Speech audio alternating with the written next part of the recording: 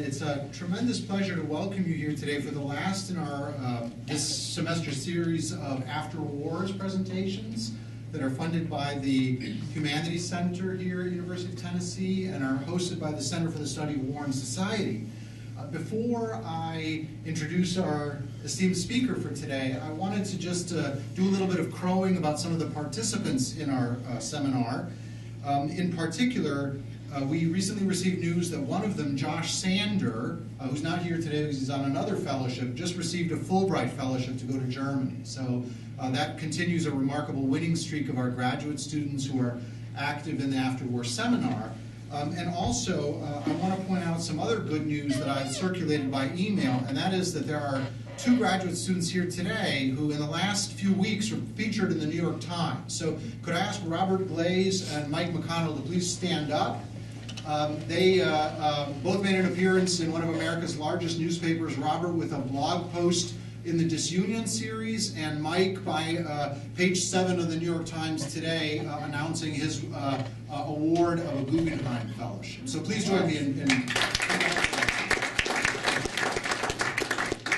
It's my great pleasure now to move to introducing our speaker for today, Dr. Carol Lilly, who is Professor of East European History and Director of the International Studies Program at the University of Nebraska-Kearney. Her publications include Natalia, Life in the Balkan Powder Keg, and a book that my graduate seminar tremendously enjoyed discussing and that we recommend most highly, Power and Persuasion, Ideology and Rhetoric in Communist Yugoslavia, 1944 to 1953. Dr. Lilly was the recipient of the 2014 Pratt Heinz Foundation Service Award, and she'll be sharing with us some news about her new research project. So please join me in welcoming Dr. Lilly.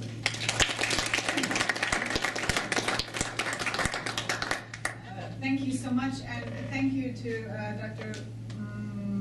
I've forgotten already how it was. Yes, for inviting me to speak here, and in particular to my former student, Jordan Cook, without whom I'm sure I would not be here. So I'm very pleased to have this opportunity.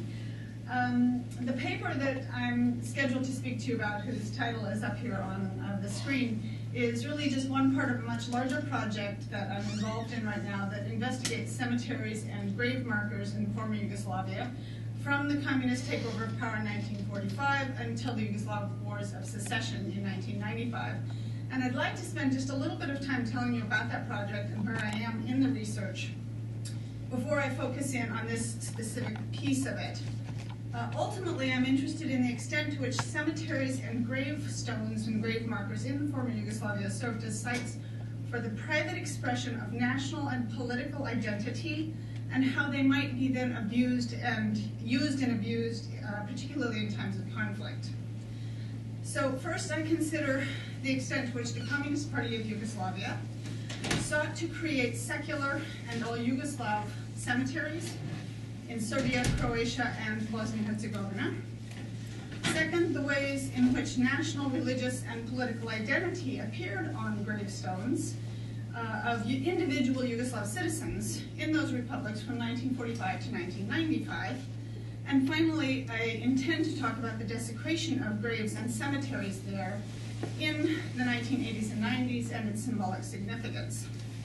I have restricted my research to those republics, Bosnia-Herzegovina, Croatia, and Serbia, partly to limit the size of my research, and well, because that's where I have language skills. I don't speak Slovenian, Macedonian, or Albanian, so it made sense. The former Yugoslavia is a particularly rich case for investigating these issues, as it comprised 6 nations, multiple additional nationalities, and at least 5 major religions. There are Catholics, Orthodox, Muslims, Jews, and Protestants.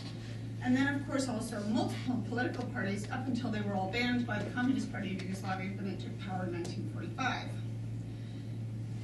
Each of Yugoslavia's different national and religious communities had its own funeral and burial traditions and rituals that had evolved and developed over centuries, and which may be collectively described as that community's sepulchral culture. This is not a word or term that I'm really fond of, partly because I find it difficult to pronounce. I stumble over it. right? But it does seem to comprise all of the elements that I need, so I'm using it for the time being, unless I can come up with something better. My work investigates how post-war Yugoslavia, as not only a multi-ethnic and multi-religious, but then also a socialist country, managed those extant sepulchral cultures, resulting in cemeteries and grave markers that functioned as sites and symbols of national and political identity, and again, particularly in times of conflict. So among the specific questions that I'm hoping to answer are the following. To what extent did the Communist Party of Yugoslavia seek to change those multiple sepulchral cultures that were coexisting in Serbia, Croatia, and Bosnia, and by what means?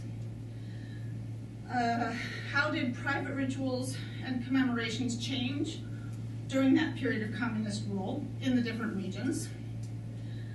How did national, religious, and political symbols on grave markers change over this time period and in different regions? And were they different during periods of peace in comparison to periods of conflict? And how did the policies of the socialist regime and different national ideologies create the conditions for their use and abuse during these periods of conflict? My research is nowhere near completion, but the preliminary work I've done so far suggests that despite the Communist Party's reliance on Marxist-Leninist ideology and its long-term goal of secularizing society and easing nationalist hostilities, it took an extremely cautious approach toward the rites and rituals that are associated with death and burial, and ultimately, as a result, did very little to interfere with or alter the multiple sepulchral cultures that were already existing in the former Yugoslavia. So while the state did introduce numerous laws and regulations which absolutely deeply affected the overall state of religious communities, nearly all rural, and indeed a great many provincial cemeteries, as well as funeral associations, remained under the administration of the religious communities. And this was true all the way throughout the entire communist period. Certainly in the capital cities and in some of the provincial towns, secularization of cemeteries continued to the extent that it had already started in the interwar period. But even in many of them, those cemeteries maintained religiously and therefore also ethnically segregated sections. The regime's communist ideology did inevitably influence the ways in which religious communities and individuals commemorated their lost loved ones. Some cemeteries were nationalized, some religious rites were restricted or even banned, and as were some extreme religious and far more commonly political and national symbols on grave markers. More obvious, though, was the appearance of political rituals and symbols that were developed to commemorate the death of those who were loyal to the new regime. So you have some new things that come up. But you know, even so, there was a lot less of that than you might expect. And overall, the impression that you get when visiting cemeteries throughout these three republics at least, is still one of multiple sepulchral cultures that have not merged, but coexist. Sometimes they coexist easily, sometimes they coexist neutrally, and sometimes with clear, evident layers of tension between them. And it was, I would argue, I hope that I can argue when I get done with this, the regime's failure to end the segregation of cemeteries, or the segregation within cemeteries, along with its prohibition of certain political symbols and its promotion of other political symbols, that has made cemeteries and grave markers so vulnerable to abuse in these times of conflict. The use of grave markers and cemeteries as sites for the private expression of political, religious, and national identity made them both a target and a weapon in the arsenal of those who wish to denigrate another group's ethnic community. Grave and cemetery desecrations were committed on all sides during the last war, the wars of Yugoslav dissolution, both to show how completely one community devalued the other, but also as markers of territory. The Serbs were very well known to say, where Serbs are buried, there is Serbia. And so, one way to change Serbia's borders was to eliminate their cemeteries. Now, considerable literature has developed on topics relating to death, burial rites, grave markers, and cemeteries. And it has informed us a great deal about those evolving religions and religious and cultural systems, the development of individualism and capitalism, social and religious divisions, growing faith in science, love for nature, and the developing sense of isolation. A lot of this literature, probably most of it, is based on the sepulchral culture of Europe, focusing especially on Great Britain and France, but including also some English language works on Greece, Italy, and Germany. There is a lot less available, particularly, okay, to be fair, in English, on the sepulchral cultures of Orthodox Christianity, of Judaism, and of Islam.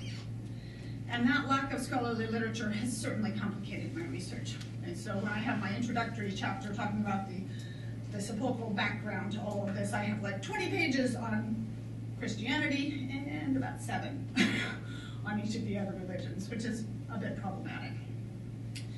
The other complication I have faced is really a lack of documentation on this subject in the republics of the former Yugoslavia. It's just really hard to find written archival materials relating to cemetery organization and management. There are some, but they're not very well centralized or systematized.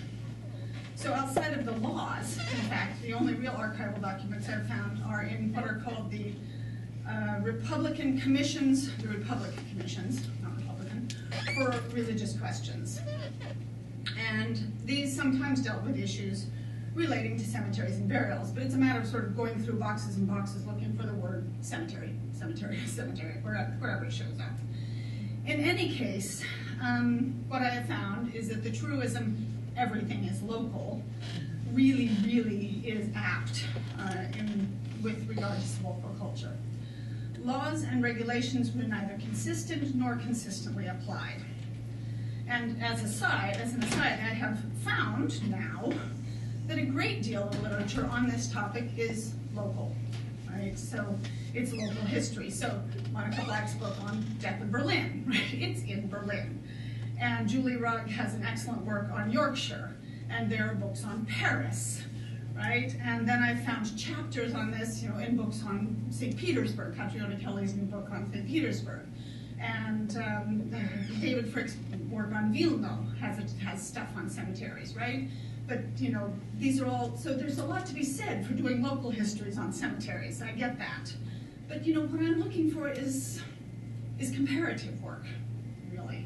And this is the kind of thing I'm trying to do is across ethnic lines. So I need to do something that is not just local.